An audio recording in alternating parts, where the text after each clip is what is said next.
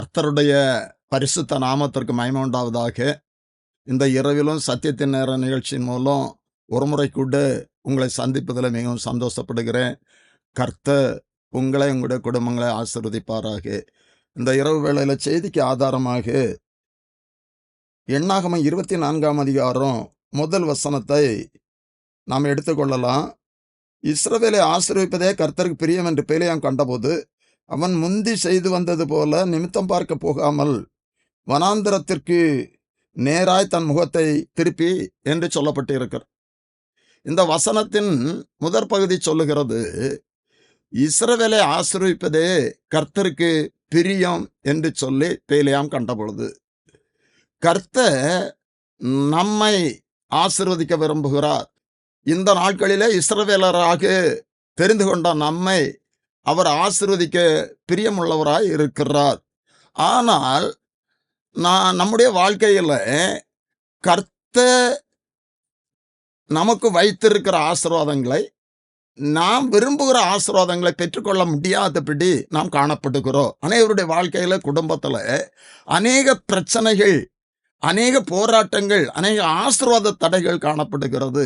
இந்த இரவில் அன்பான தேவனுடைய பிள்ளைகளை, நம்முடைய குடும்பங்களில் ஆசீர்வாதங்கள் உண்டாகாமல், எதிர்பார்க்கிற ஆசீர்வாதங்கள் நம்முடைய வாழ்க்கையில், குடும்பத்தில், பிள்ளைகளுடைய வாழ்க்கையில் காணப்படாதபடி இருப்பதற்கு என்ன காரணம் என்று சொல்லி வேத ஆதாரத்தின் மூலம் ஒரு 3 காரியங்களை நாம் தியானிக்க போகிறோம். இந்த ஆசீர்வாத தடைகள் இந்த நாளில், இந்த செய்தியின் மூலம், இந்த செய்திக்கு நம்மை ஒப்பு கொடுப்பதன் மூலம் தடைகளை மாற்றி பெரிய ஆசீர்வாதத்தை கர்த்தர் நமக்கு கட்டளையிட போகிறார். உபாகமம் 28ஆம் அதிகாரம் நம்ம எல்லாத்துக்கும் நன்றாக தெரியும். முதல் 14வது வசனம் வரையிலும் கர்த்தருடைய ஆசீர்வாதத்தை குறித்து சொல்லப்பட்டு இருக்கிறது. சகல காரியங்களிலும் நம்ம ஆசீர்வதிக்கப்படுகிற ஆசீர்வாதங்கள் அங்கே சொல்லப்பட்டு இருக்கிறது. 28ஆம் அதிகாரம் 15வது வசனத்துல, அவருடைய கட்டளைகளின்படி நான் நடக்காவிட்டால் அவருடைய சத்தத்திற்கு செவிகொடாதே போவாயாகில் இப்பொழுது சொல்லப்படும் சாபங்கள் உன்மேல் வந்து உனக்கு பலிக்கும் என்று சொல்லப்பட்டு இருக்கிறது. கர்த்தருடைய வார்த்தையை கீழ்ப்படியாவிட்டால், கட்டளைகளை கை கொள்ளாவிட்டால், அவருடைய சத்தத்தை நாம் கேட்காவிட்டால் சாபங்கள் வரும் என்று சொல்லப்பட்டு இருக்கிறது. நம்முடைய வாழ்க்கையில் சாபத்திற்கான காரணங்களை குறித்து தியானித்து தொடர்ந்து ஆசீர்வாத தடைக்கான காரியங்களை நாம் தியானிக்க போகிறோம். முதலாவதாக உபாகமம் 7ஆம் அதிகாரம் 26வது வசனத்துல, அவைகளைப் போல் நீ சாபத்திற்குள்ளாகாதபடி அருவருப்பானதை உன் வீட்டிற்கு கொண்டு போகாயாக, அதை சீ என்று வறுத்து முற்றிலும் அருவருக்க கடவாய், அது சாபத்திற்குள்ளானது. அப்படி என்று சொன்னால், நான் மீண்டும் சொல்லுகிறேன், இன்றைக்கு நம்முடைய ஆசீர்வாதத்திற்கு தடையா இருக்கிற 3 காரியங்களை உங்களுக்கு சொல்ல போகிறேன். முதலாவது, நம்முடைய வாழ்க்கையில, நம்முடைய குடும்பத்தில், நம்முடைய பிள்ளைகளுடைய வாழ்க்கையில ஆசீர்வாதத்துக்கு தடையா இருக்கிற காரணம் சாபம். இதை நாம் புரிந்து கொள்ள வேண்டும். தேவ பிள்ளைகளை, ஆசீர்வாதத்தை விரும்புகிறோம், ஆனாலும் அந்த ஆசீர்வாதத்தை பெற்றுக்கொள்ளத்தக்கதான காரியங்களை நாம் செய்ய வேண்டும். கர்த்தருடைய வார்த்தைக்கு நாம் கீழ்ப்படிய வேண்டும், கை கொள்ள வேண்டும். இங்கே சொல்லப்பட்டு இருக்கிறது, நீ சாபத்துக்குள்ளாகாதபடி அருவருப்பானதை, கர்த்தருக்கு பிரியமில்லாத காரியத்தை உன் வீட்டிற்கு கொண்டு போகக்கூடாது என்று சொல்லி, இன்றைக்கு நம்முடைய குடும்பங்கள் எப்படி காணப்படுகிறது? இதில் இன்னொரு காரியத்தை கூட நான் உங்களுக்கு சொல்லுகிறேன். முன்னோருடைய பாவங்கள் சாபமாகி குடும்பங்களை தொடரலாம். அநேக குடும்பங்களை நம்ம பார்க்கிறோம்.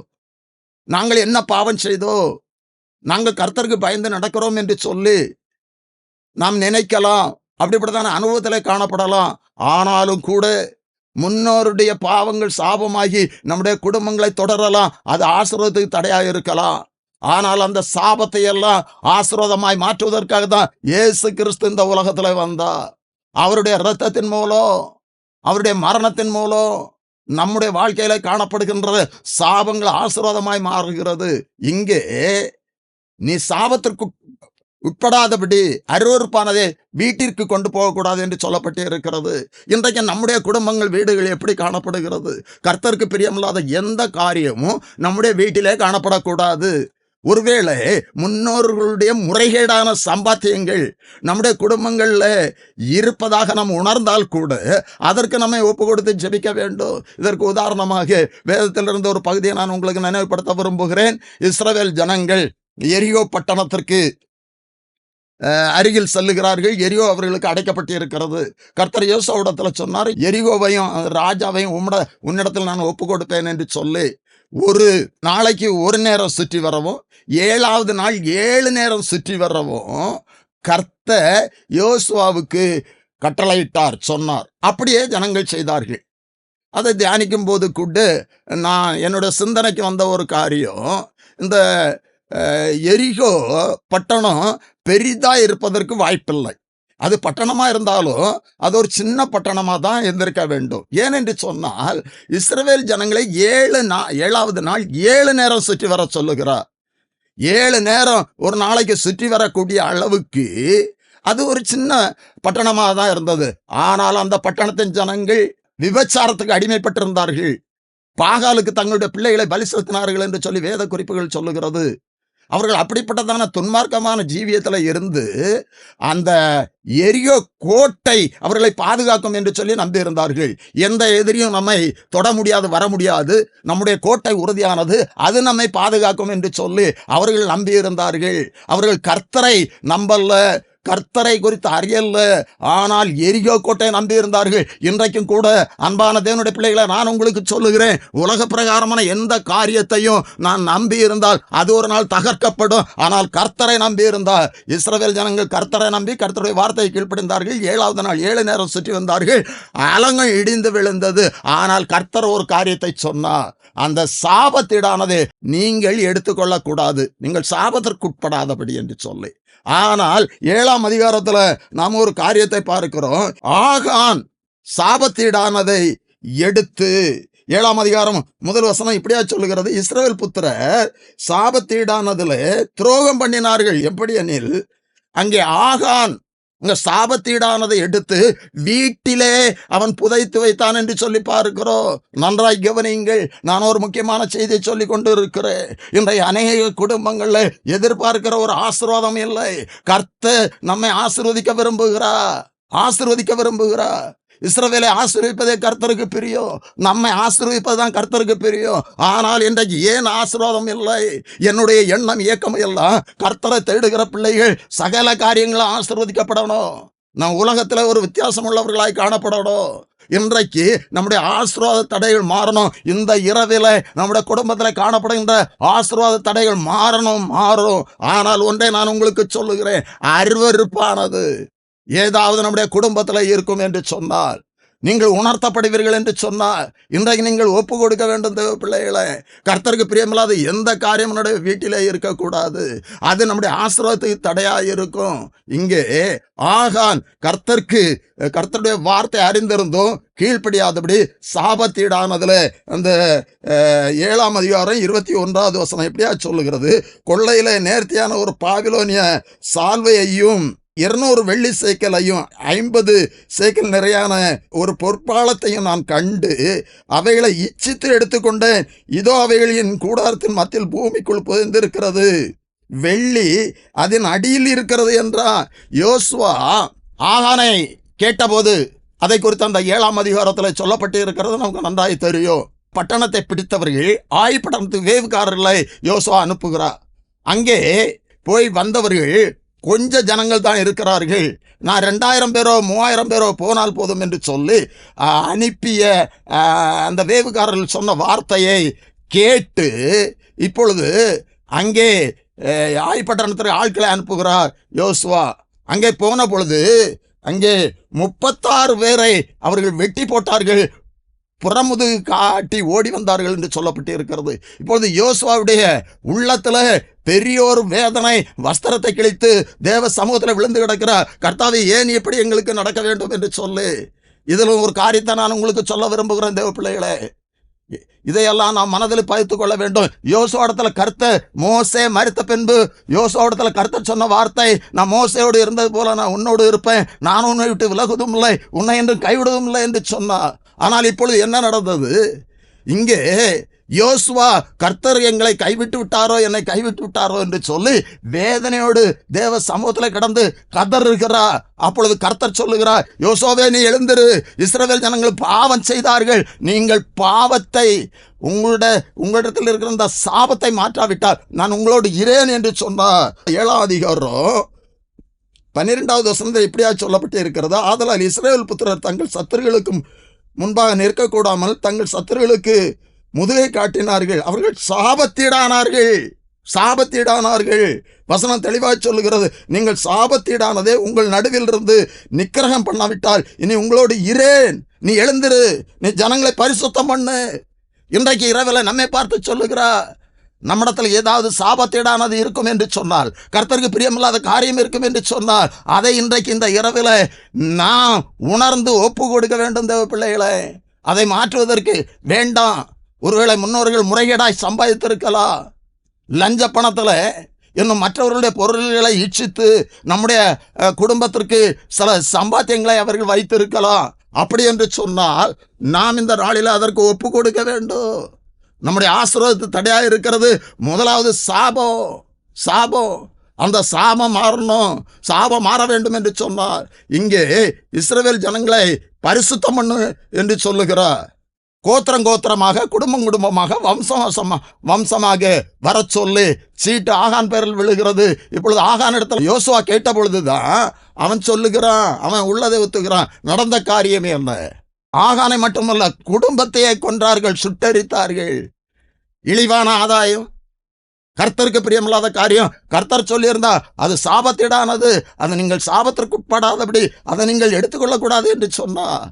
இந்த வார்த்தையை கீழ்ப்படியாமல் போனது நிமித்தம் பெரிய ஒரு சாபம் வந்தது. ஆகானுக்கு மட்டுமல்ல, இஸ்ரவேல் ஜனங்களுக்கு பெரிய ஒரு தோல்வி வந்தது. இன்றைக்கு நம்முடைய ஒரு குறையினால, கர்த்தருக்கு பிரியமில்லாத காரியத்தினால நம்முடைய குடும்பத்திற்கு பெரிதான இழப்பு வரலாம். தேவ பிள்ளைகளை, இந்த இரவில் ஆராய்ந்து பார்ப்போம். அநேக குடும்பங்களில் டிவியில் சினிமா ஓடுது, இன்னும் கர்த்தருக்கு பிரியமில்லாத காரியங்கள் குடும்பங்களில் காணப்படுகிறது. நான் ஒரு குடும்பத்திற்கு ஜெபிக்க சென்றேன்.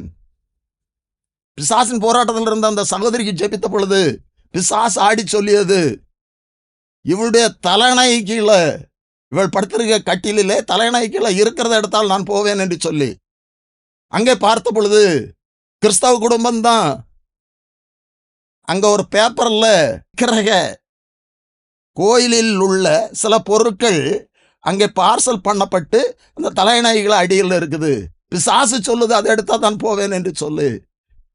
அதை எடுத்த பிறகு நான் போறேன் என்று சொல்லி போனது. இன்றைக்கு கிறிஸ்தவர்களாக இருந்தாலும் கூட கர்த்தருக்கு பிரியமில்லாத காரியங்கள் குடும்பங்களில்.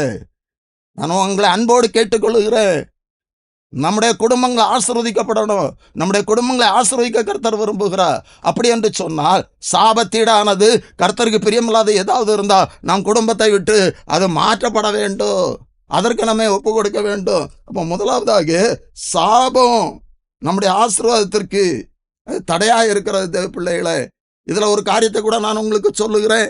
அநேக பேர் சொல்லுகிறேன், நான் எவ்வளவோ முயற்சிக்கிறேன், கர்த்தருடைய ஆசீர்வாதம் எனக்கு இல்லை என்று சொல்லி.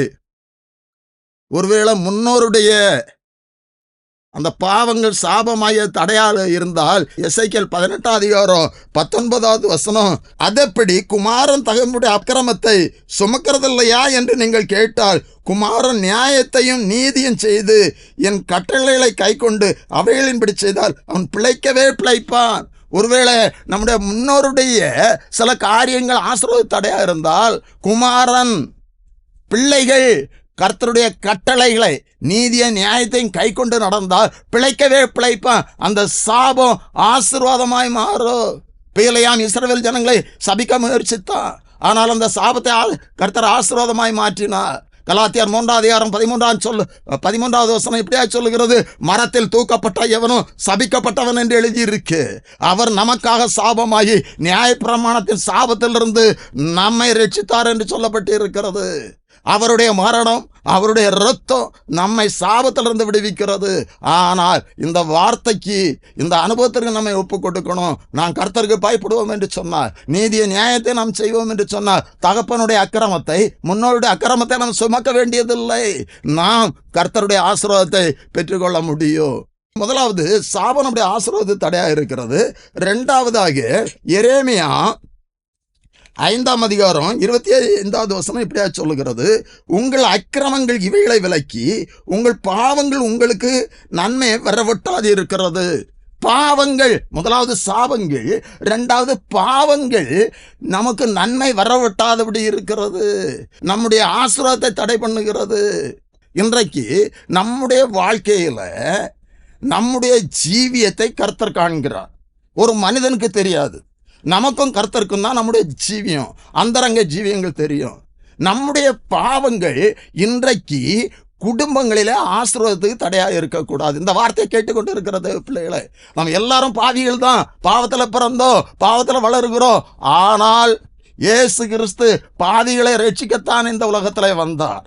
அதை நாம் உணர்ந்து நாம் ஒப்பு கொடுத்து பாவத்திலிருந்து விடுதலை பெற்றுக்கொள்ள வேண்டும். அநேக பேர் கர்த்தரை அறிந்திருந்தோம், கர்த்தருடைய வார்த்தையை அறிந்திருந்தோம், பாவங்களில் இருந்து சரியான ஒரு மீட்பு, ரட்சிப்பு இல்லாதபடி காணப்படுகிறார்கள். இந்த இரவு வேளையில் நான் உங்களுக்கு சொல்லுகிறேன், கர்த்தருடைய வார்த்தையை சொல்லுகிறேன், இது கிருபையின் நாட்கள். கிருபையாய் கர்த்தர் நம்மை ரட்சிக்கிறார். இந்த பாவத்திலிருந்து ஒரு விடுதலை நாம் பெற்றுக்கொள்ள வேண்டும். இதற்கு ஆதாரமாக வேதத்தில் ஒரு காரியத்தை நான் உங்களுக்கு சொல்ல விரும்புகிறேன். காயனை பார்த்து கர்த்தர் சொன்னார். ஆதியாகமம் 4ஆம் அதிகாரம் 7வது வசனத்துல நம்ம இப்படியாக படிக்கிறோம், நீ நன்மை செய்தால் மேன்மை இல்லையோ, நீ நன்மை செய்யாதிருந்தால் பாவம் வாசற்படியில் படுத்திருக்கும் அப்படி என்று சொல்லப்பட்டு இருக்கிறது. அவன் ஆசை உன்னை பற்றி இருக்கும், நீ அவனை ஆண்டு கொள்வாய் என்றார். நீ நன்மை செய்தால் மேன்மை இல்லையோ, நீ பாவம் செய்த பாவம் வாசற்படியில் படுத்திருக்கோ. எச்சரிக்கையான ஒரு காரியம் தேவ பிள்ளைகளே, இன்றைக்கு அநேக பேர் கர்த்தருடைய வார்த்தை அறிந்திருந்தோ பாவத்திற்கு அடிமைப்பட்டு இருக்கிறார்கள், பாவம் செய்கிறார்கள். தாவீது கூட கர்த்தருடைய தாசன் தான், பாவம் செய்தார் ஒரு சூழ்நிலையில.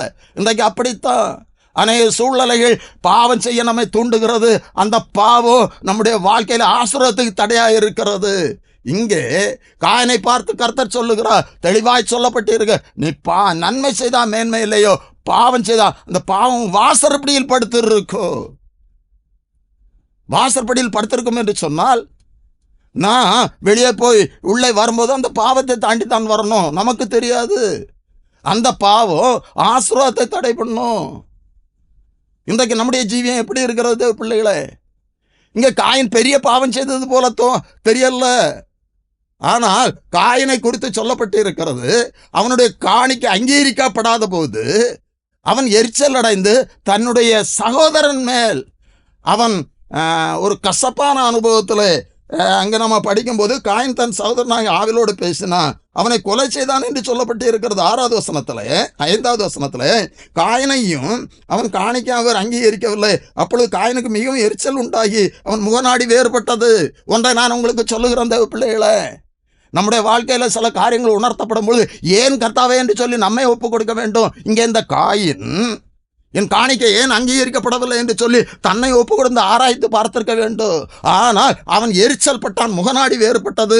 தன்னுடைய சகோதரனை நினைத்தான், அவனுடைய காணிக்கை அங்கீகரிக்கப்பட்டு இருக்கிறது, அவனை கர்த்தர் ஆசீர்வதித்தார். அப்போ ஏன் என்னை ஆசீர்வதிக்கவில்லை அப்படி என்று சொல்லி தன்னை ஆராய்ந்து பார்த்து ஒப்பு கொடுத்திருக்க வேண்டும். ஆனால் சகோதரன் மேல் எரிச்சல் உண்டாகி அவனை கொலை செய்தான் என்று சொல்லி பார்க்கிறோம்.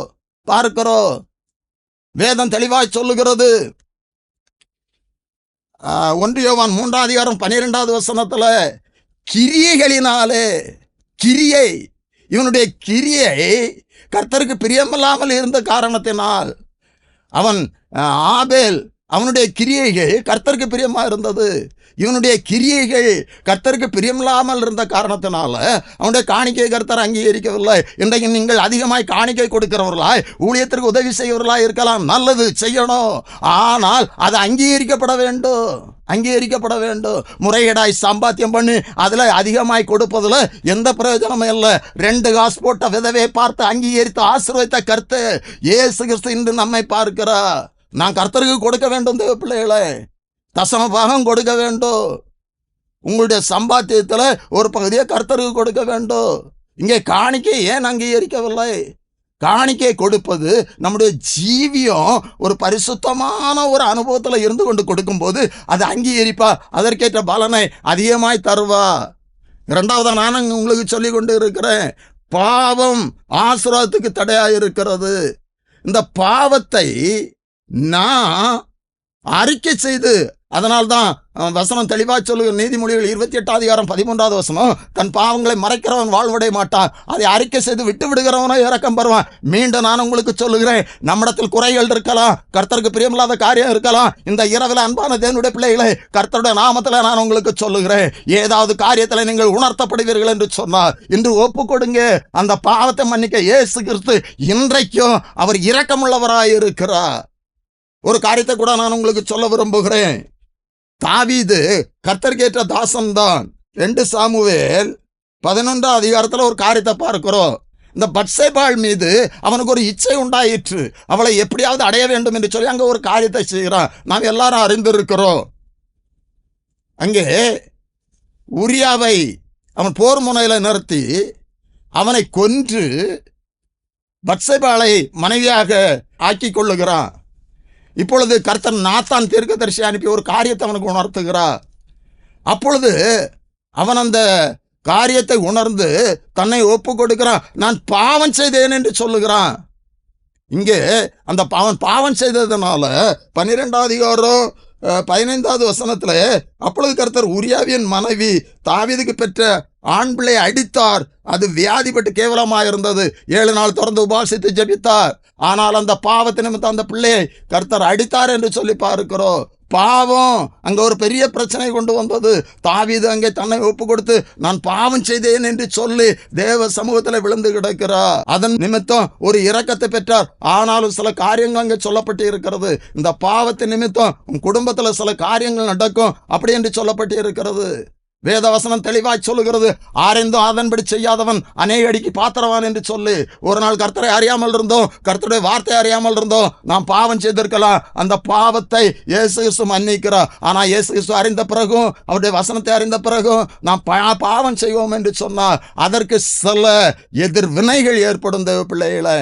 கர்த்தர் மன்னிக்கிறவர், தாவீதையும் மன்னித்தார். அதனால்தான் சங்கீதம் 51:3 வசனத்தில் சொல்லுகிறார், எப்பொழுது என் பாவம் எனக்கு முன்பாய் நிற்கிறது, எப்பொழுது என் பாவம் எனக்கு முன்பாய் நிற்கிறது அப்படி என்று சொல்லுகிறார். அந்த பாவத்திற்காக அவர் அறிக்கை செய்கிறார். ஈசோப்பினால் என்னை கழுவும், என்னை சுத்திகரியும் என்று சொல்லி அவர் தேவ சமூகத்தில் கதறுகிறார். 51 சங்கீதத்தை குறித்து நாம் அறிந்திருக்கிறோம். இரண்டாவதாக நான் உங்களுக்கு சொல்லி கொண்டு இருக்கிறேன், பாவம் நம்முடைய ஆசீர்வாதத்தை தடை பண்ணுகிறது. அந்த பாவத்திலிருந்து இன்றைக்கு நம்முடைய வாழ்க்கையில் ஒரு விடுதலையை நாம் பெற்றுக்கொள்ள வேண்டும் தேவ பிள்ளைகளை. என்னாகமும் 32:23 வசனம் கூட பாவம் நம்மை தொடரும் என்று சொல்லப்பட்டு இருக்கிறது. பாவம் மன்னிக்கப்படாவிட்டால், நம்ம அறிக்கை செய்து அதிலிருந்து ஒரு விடுதலை பெற்றுக்கொள்ளாவிட்டால் பாவம் நம்மை தொடரும். முதலாவதாக நான் உங்களுக்கு சொன்னேன், நம்முடைய ஆசீர்வாத தடையாக சாபம் காணப்படுகிறது. இன்றைக்கு அநேக குடும்பங்கள் அப்படிப்பட்டதான அனுபவம் இருக்கிறது. இந்த இரவில் அதை கர்த்தர் மாற்றப் போகிறார். சாபத்திலிருந்து ஒரு விடுதலை உங்களுக்கு தருவா. இரண்டாவதாக பாவம் தடையாக இருக்கிறது. நாம் உணர்த்தப்படுவோம் என்று சொன்னால் ஒப்பு கொடுப்போம் தேவ பிள்ளைகளே. சகையு இயேசு கிறிஸ்துவை தேடி வந்தான். அவன் இயேசு கிறிஸ்துவை அவன் நெருங்கின பொழுது அவனுடைய உள்ளத்தில் ஒரு உணர்த்தல் ஏற்பட்டது. நான் அநியாயமாய் வாங்கியிருந்தால் நாளத்தனையாய் திருப்பி கொடுக்கிறேன் என்று சொல்லி. இதுதான் பாவ அறிக்கை. இதுதான் நம்முடைய ஜீவியத்திலிருந்து ஒரு மாற்றம் ஏற்படுகிற ஒரு அனுபவம். அதற்கு நம்மை ஒப்புவிடுவோம். மூன்றாவதாக நம்முடைய வாழ்க்கையில், நம்முடைய குடும்பத்தில் ஆசீர்வாதத்தை தடை பண்ணுகிற ஒரு காரியம் சாத்தானுடைய கிரியைகள்.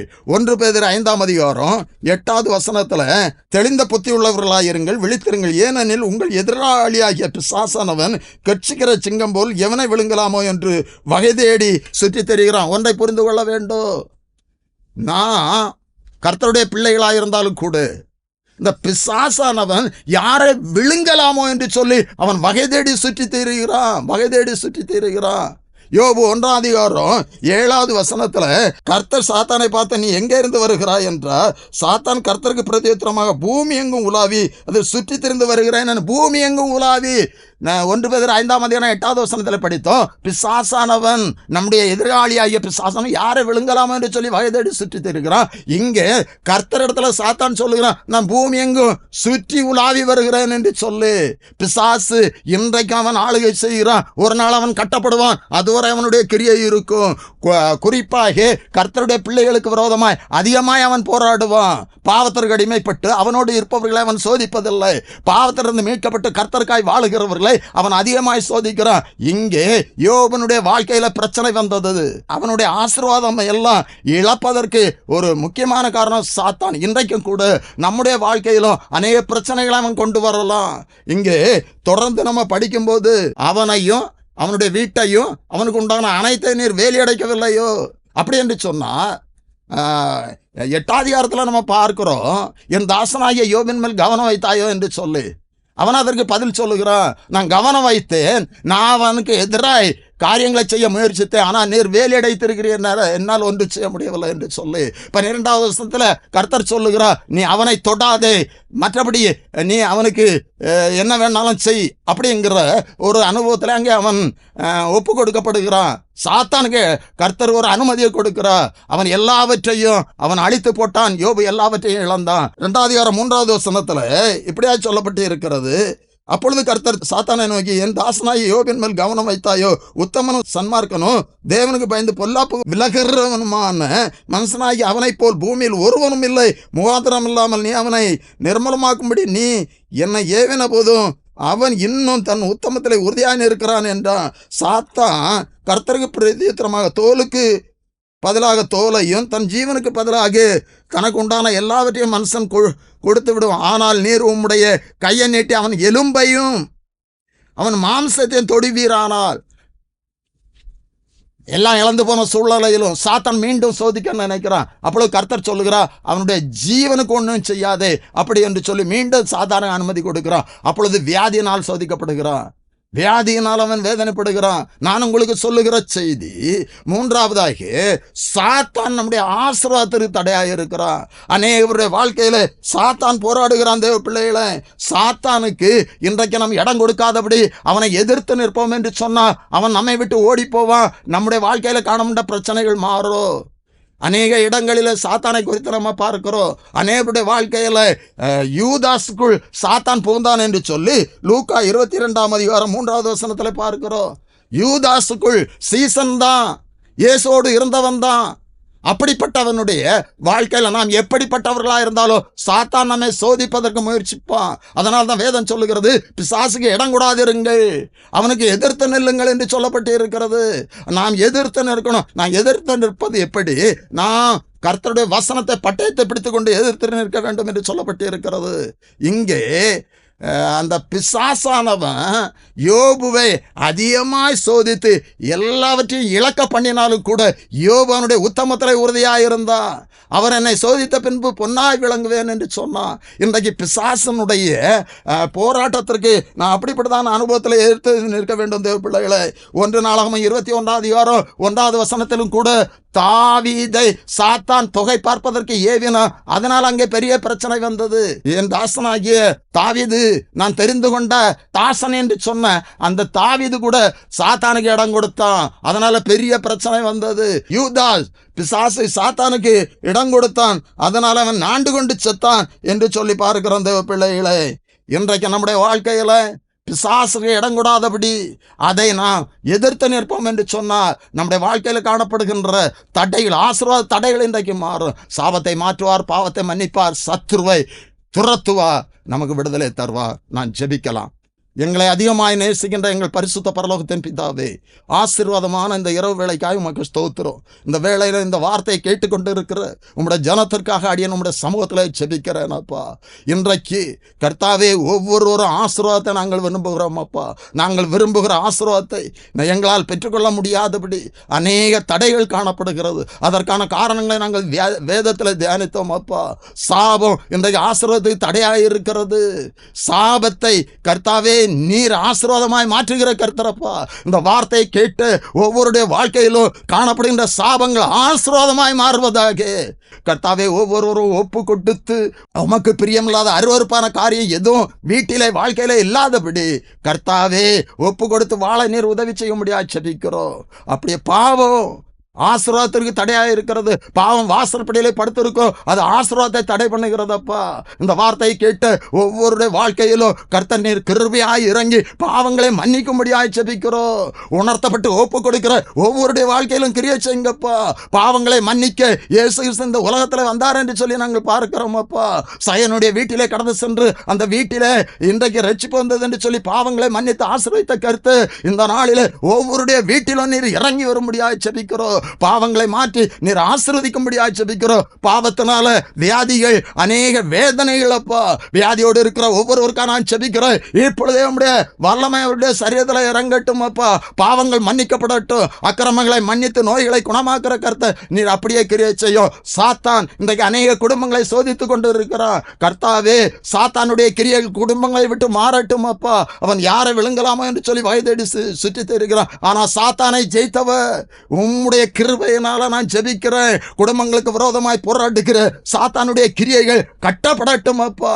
போராட்டங்களை, பிரச்சனைகளை, வியாதிகளை, வேதனைகளை கொண்டு வருகிற சத்திரங்கிரிகள் இப்பொழுதே குடும்பங்களை விட்டு மாறும்படியாய் ஜெபிக்கிறேன். குடும்பத்தில் பெரிதான ஆசீர்வாதம் உண்டாகட்டும். இந்த வார்த்தை கேட்ட ஒவ்வொருவரையும் கர்த்தாவே, குடும்பத்தையும் பிள்ளைகளையும் நீர் ஆசீர்வதியும். மீட்பர் இயேசு கிறிஸ்துவின் ஜெபிக்கிறோம் நல்ல பிதாவே, ஆமென்.